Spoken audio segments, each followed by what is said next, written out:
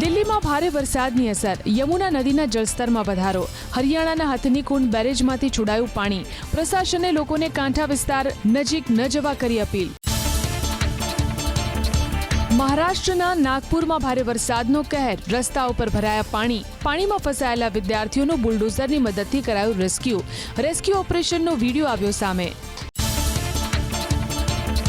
અસમના શિવસાગર જિલ્લામાં ભારે વરસાદ અને પૂરને કારણે જનજીવન અસ્તવ્યસ્ત, સ્થાનિક યુવાનો પણ રેસ્ક્યુ ઓપરેશનમાં જોડાયા. સ્થાનિકોએ નજીરા વિસ્તારમાં અનેક લોકોને જીવના જોખમે કરાવ્યું સ્થળાંતર. ઓડિશામાં પૂરના કારણે સતત વણસતી પરિસ્થિતિ, જાજપુર જિલ્લામાં નદીઓના જળસ્તર વધ્યા, કેટલાક વિસ્તારમાં રાહત અને બચાવ કામગીરીમાં મુશ્કેલી, અનેક વિસ્તારમાં ફરી વળ્યા છે વરસાદી પાણી.